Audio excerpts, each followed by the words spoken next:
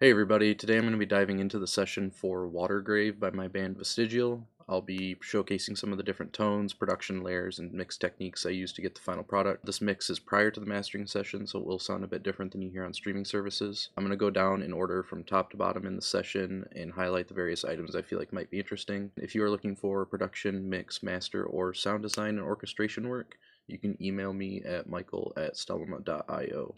Alright, here we are in the session. I'm going to start off with the drums here. Drums that were used were Superior Drummer 3, and we took the Superior Drummer kit and tuned it to match my drummer Mike's kit. Same type of snare, toms tuned to the same pitches, and then all the cymbals are equivalent to the Zildjian customs that he uses. And we ran that through and layered that with trigger, and those triggers were mostly using sounds from the new Ultimate Heavy drums from Middletone Audio, and then a couple one-shots from other packs that I have.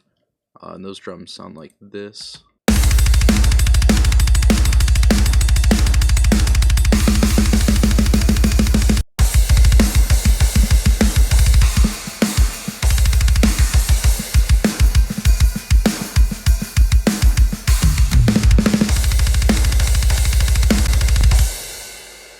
So as you can see, there's a lot going on here with things routed out, automation, and bus processing. So from the top down, we're looking at just some basic compression settings, saturation, some EQ, and then I like to go into a clipper, and then there's a little bit more EQ, getting some more low end out of the drums, and then a limiter to get things leveled correctly. And then I have the shells for the drums running into a parallel saturation and a parallel compression bus. The saturation bus is just using FabFilter Saturn to get more sizzle on the top end and length out of the drums. And then I'm just scooping out the low end and some annoying frequencies, and then boosting the sustain with a transient designer. On the parallel compression, we're using transient designer to get more attack. Devil Lock, a fun tool to use to get stuff to sound super squashed and explosive, which works really great in parallel on the drums. And then I'm just compressing that further, rolling off some of the low end, and then controlling the low end with a multiband compressor. I'm not going to go through all the individual channels processing, but I've got the cymbals and overheads going through various steps of EQ, saturation, and compression. And the room bus, this is interesting.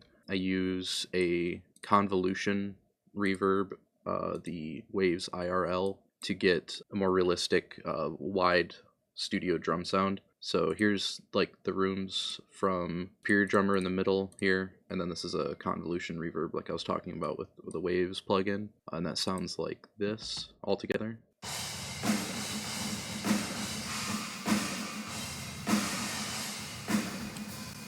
And then here it is without that convolution reverb. Back in. That does a lot of the heavy lifting for getting the room sound that I want out of MIDI drum set. And that's pretty much the drums. I am automating some roll-off in the lows for the kick when there's double bass happening. The snare is sending signal to that snare room bomb track down there, only on the slower parts like the breakdown in the chorus and stuff. And then the triggers for the snare are muted for the sections where the snare is blasting or rolling, so that we don't get that machine gun effect. Moving on to the bass, we wanted to get the bass tone to be larger and driving the overall tone between the guitar and bass. So we ended up going with the Mesa Boogie Carbine M6 amp into a IR of a Mesa Boogie Powerhouse cabinet, I believe it's called, and that's this main tone here.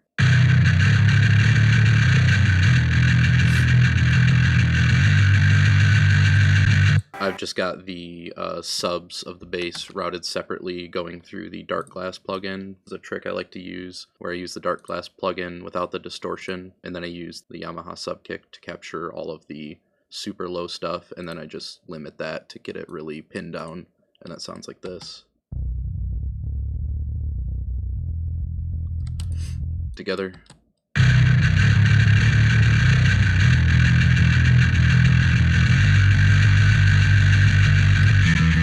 lot more mid-range around like that 700 region that's driving a lot of the tone for this song between the guitars. So when I get to the guitars, you'll notice I have a lot of that like lower mid stuff scooped out so that the bass can fill in those areas. Typically in the past, it's been more of guitars driving all of like the low mids and me doing like a smiley face EQ on the bass to get rid of all of that. But I thought this sounded a lot different, and it gave it a more raw character to it that I liked, a little bit more death metal. And then here's the guitar on its own.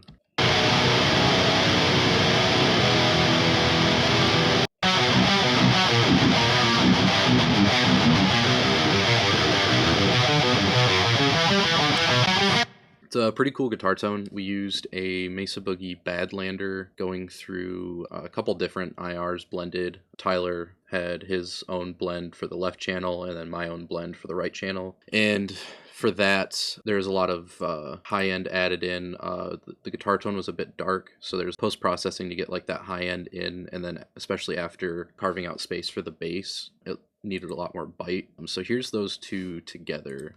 You'll hear what I'm talking about, where they fit together really nicely.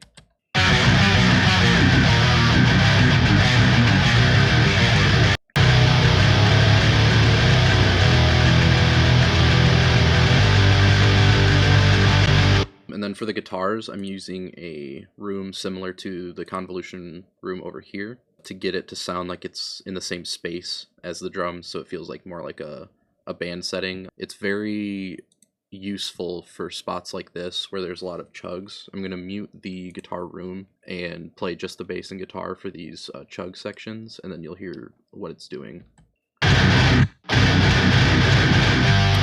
So in that gap there, it's very abrupt, but with the guitar room here, there's almost like a breath between that kind of gives you the dynamic like sucking effect from the gap to the next chug. And it just sounds more like on stage and visceral. For processing on both of these, like I said, the bass is running through the Mesa Powerhouse cab and then just going through various stages of compression, saturation, and EQ to shape it. And then the guitars are the same story. Those are going through their respective IRs and then going through EQ, multi-band compression for the palm mutes on the individual channels, and then running through some pretty interesting looking EQ moves and saturation, more EQ to get some of that top end. And then I like to use L1 to get things to sit at the right level. And then I always like throwing this mag EQ for the air band 40K, and then just boosting that slightly adds a lot of top end without it being harsh. And then I just threw on another EQ, it looks like here, for probably at some point in the mix this sounded a little too honky, so I got rid of that. Moving on to other guitars, we have a fair number of lead stuff going on here. Little like lo-fi bit in the first verse.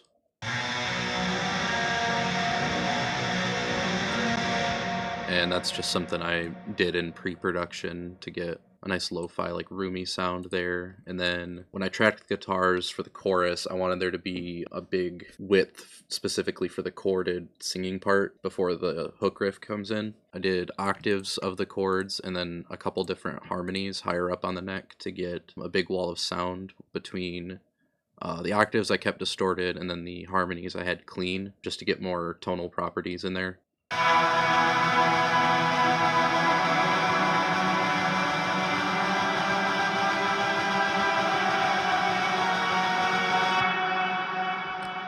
And then all of that carrying into the hook riff gives a nice like roll off with the vocals to make it transition better. And then we have the main lead here with a echo and a swell. That sounds like this.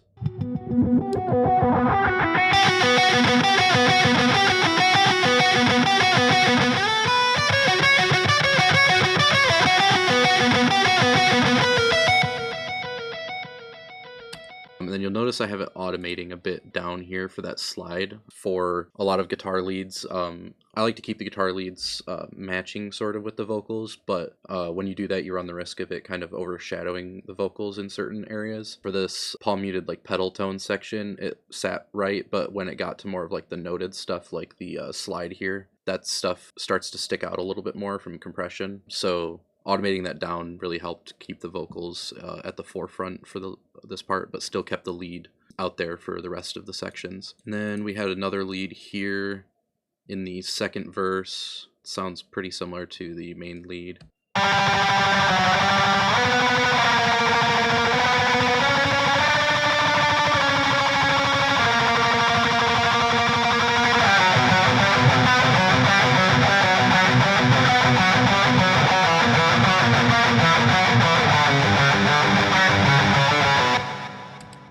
A lot of the lead tones were done with the Josh Middleton tonality plugin, using the 5150. Pretty standard settings for a 5150, but overdriving them. And then a lot of the leads, I like to use this pitch pedal to get a higher octave blended in the background. Pretty standard delay and reverb settings, pretty basic EQ. And then I like this microshift plugin for a lot of the leads and solo stuff. It helps bring a lot of stereo width and brings the track forward a little bit more. So I use this on a lot of lead guitars, solo stuff, and I'll use this on a lot of production layers that I want to sit further in the stereo field and bring forward in the mix. When the lead for the extended chorus comes in, I wanted a higher up layer rather than just the one coming from the plugin, so we tracked a higher octave lead here.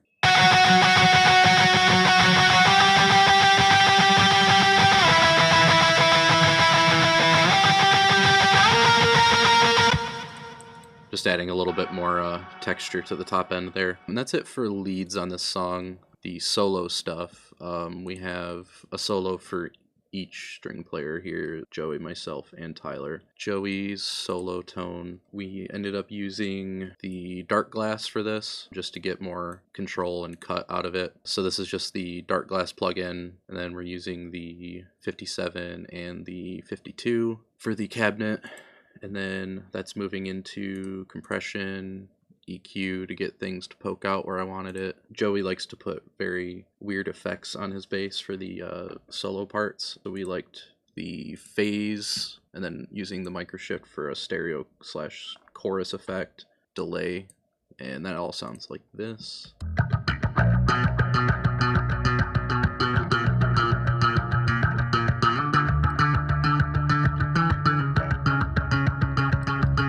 That moves into my solo here, which for that I used the tonality plugin again. I think pretty much the same settings I used on my lead track over here, and then that's running through some EQ, microshift again, Echo Boy for the delay, and then a little plate for the reverb, and that sounds like this.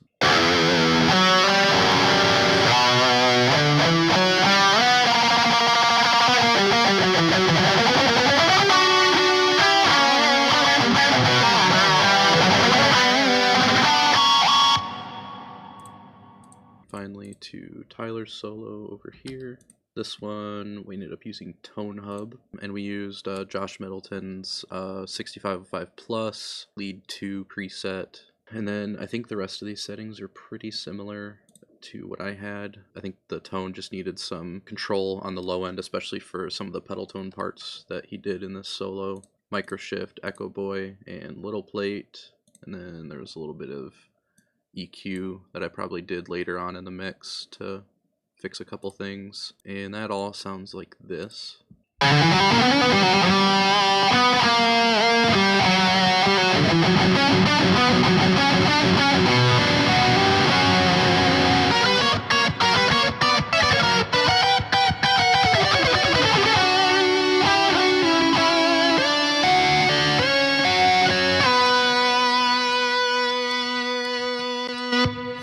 And what we like to call the piratey part here in the middle definitely was a fun part of the song that we wanted to really exaggerate. So I'm going to jump down to the post-production stuff here and showcase some of the synths that I had backing up the solo, as well as the orchestral elements that were backing up the solo. So we have violin, cello, 2 synths, and his guitar all playing this pirate section, and it made this really nice like wall of sound that really exaggerated the part.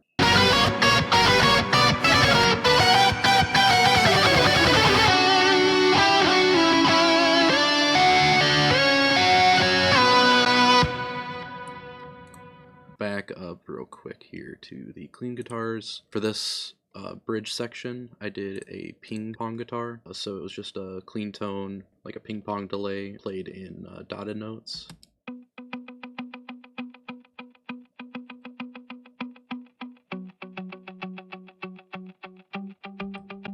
And that's just playing the root notes for that section. This riff that I played underneath Joey's solo to add some more layering.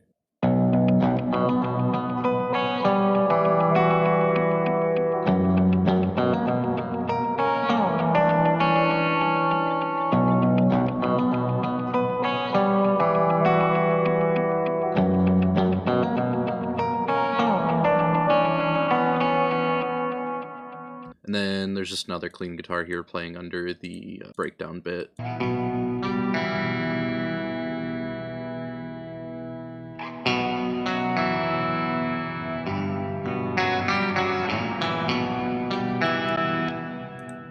Really simple, but it added a lot to that part. We just have a track here for the 808s. A little trick I like to do with any of the sub information, those get routed to a separate bus. This is a trick I learned from Machine, the producer. Is essentially before I get to my master bus, the master compression is split here. So I've got this compressor, I use the BX Townhouse, and this is already sidechain filtering up to 143 hertz it looks like, but I also like to just keep the super low end information from even touching that compressor and just skipping that step completely. Sub bass and the bass drops go here, and everything else goes inside the compressor. And that just helps that stuff get reproduced through speakers a lot cleaner without ducking the mix. And on to all the fun stuff here, all the little post-production elements. So for most songs I use like these same impact samples along with the bass drops for big transition points in the song. And then I have various risers, additional impacts, swells, and like downlifters. All of this is like transitionary to help with making things sound more impactful and flow into different sections better. I'll show a couple examples of that.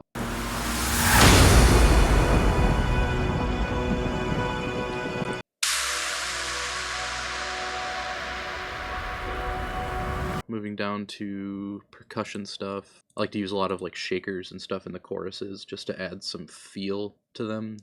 They're not usually super audible, but like here's one that I've got going in this main chorus. And that continues through in the bridge, and it's joined by a couple other more like world percussion elements here.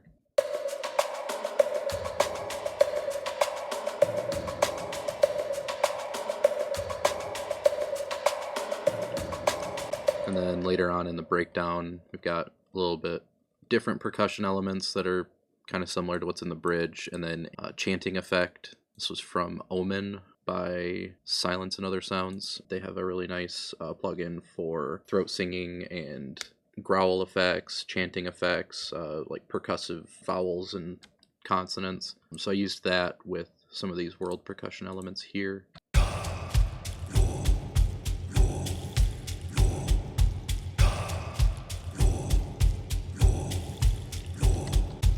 So that just added a cool element underneath everything. It's not super audible in the final mix, but it's definitely something that you can pick out on. Moving down to Foley, this is just some stuff I picked up from Splice, Thunder, Rain, and Ocean Waves.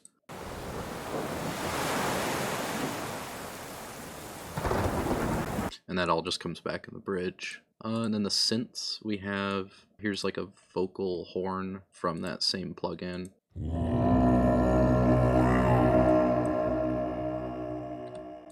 And that's pretty prominent in the mix and really sells that drop. Here's some of the synths happening in the bridge.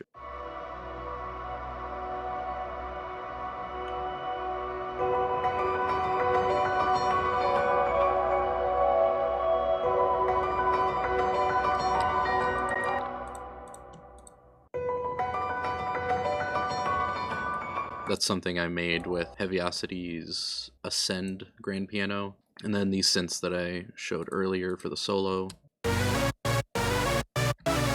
For any of like the heavier like breakdown sections. It's copying what the bass is doing. It's using a Serum preset that I started out with and then edited a bit to make it sound, it's like squishy bass. So I'll just show you what that sounds like real quick and explain it a little further.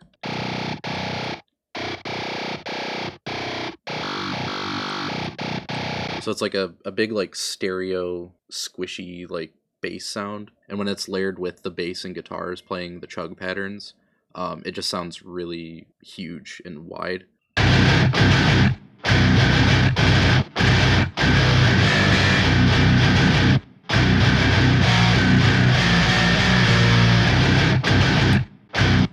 Last bit of post-production we have here is the orchestra. This is just stuff that I played in myself. For all of the orchestra stuff you hear on our music, I write and perform most of that. Tyler's played some of that as well. But the libraries I used for this, I believe, were the Heaviosity orchestral libraries, like the Novo Forzo. And then I used Chorus from Audio Imperia for the choir, and then the piano is Ascend again from Heaviosity. And here's how those sound. They're just running through a convolution reverb, and then all of that was printed in my production session. Pretty basic processing. I don't like to get too carried away.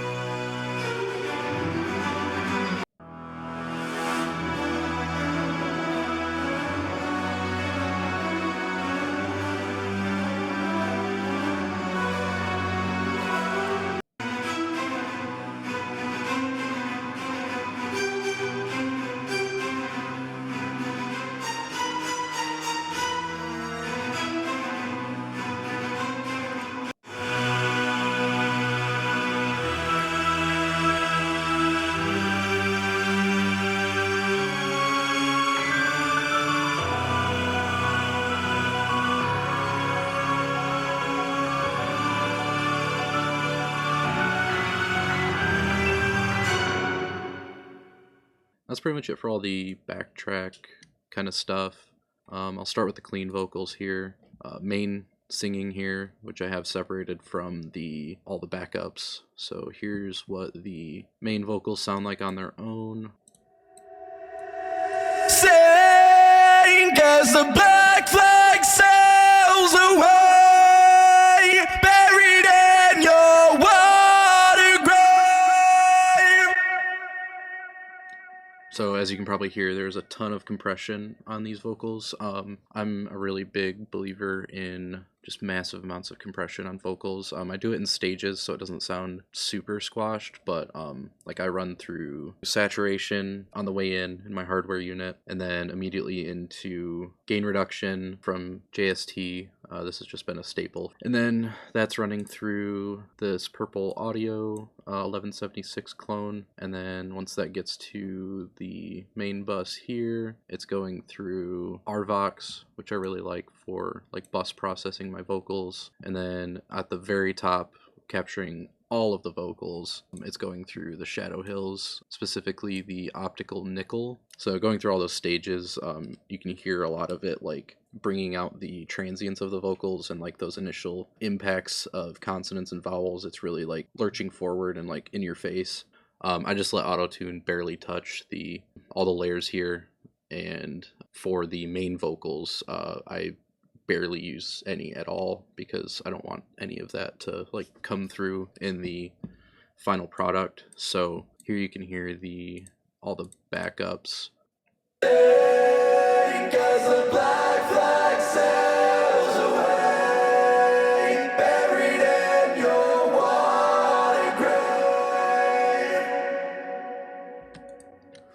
So yeah, that is the singing vocals in a nutshell. There's just a ton of layers here. I do, for all of my harmonies, a left and a right, except for the low center vocal. And then there's some cool effects here. I like to use vocoder, so I just use these settings here on Vocal Synth 2 by Isotope. And then that sounds like this.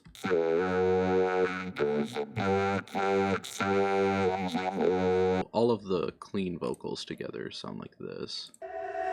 Sing as the black flag sails away, buried in your water grave.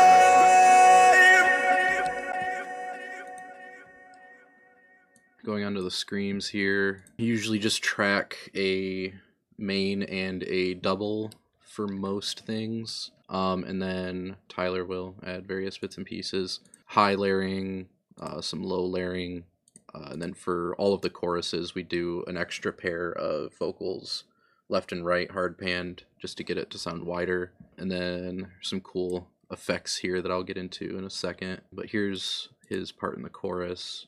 Never satisfied a mouth for carrion. Your lies apply to a cavernous jaws. And a lot of that processing is pretty much the same as the clean vocals, just with a little bit more saturation and different EQ moves. Here's a cool effect we did this for this song. I called it like a bug effect because it sounds kind of like a weird bug. And yeah, I thought that sounded really cool and it fit the song. Lastly are just all the sends that the vocals are running through. A couple different types of delay, 2 different types of reverbs that I use, and then this bloom reverb, which I use for automating out long screams. So like for this section here at the end. Become a slave to black sand. And that scream just extends out from that bloom reverb there. And then these are a couple cool ones. They're very odd effects that just add more texture, kind of like the vocoder did to the clean vocals. One of them is just like a super like pitched down, like mangled sound, and then the other one is using vocal synth again to make a really breathy vocal. And it sounds really goofy on its own, but when it's mixed into everything else, it just adds just that little bit extra dirt on the vocals. And that's pretty much the whole session. I take all of that and run it through my Bix bus, which changes from session to session, but typically it's the same plugins, just different settings. I like to use True Iron SSL comp from Waves. I use this pretty lightly because I'm using the Townhouse compressor for most of the heavy lifting here, but this is just kind of grabbing a little bit of that snare transient and pushing it down into the mix. And then this is one of my favorite mastering EQs. I use this on like every session to just sculpt the overall sound, usually before I even get started on the nitty-gritty parts of the mix. And then here's just a little bit of corrective EQ, and then I like to use Ozone for dynamic EQ and a little bit of broad EQ moves. And then this plugin's really nice for adding some professional, I guess would be a good word for it, sounding saturation. It makes a lot of the high end and mid frequencies sound more pronounced as if it went through analog gear. And then I always finish off with flatline for clipping, the Ozone maximizer for the remainder of the volume that I'm looking for. A lot to it, and there's a lot of stuff I didn't go over as far as like individual tracks and individual processing and all that. But if you want to see any videos on stuff of that nature, breaking into, you know, different mix techniques, how I get specific sounds, if you have any questions on our music specifically that you want to see how that was done or broken down, feel free to comment and let me know.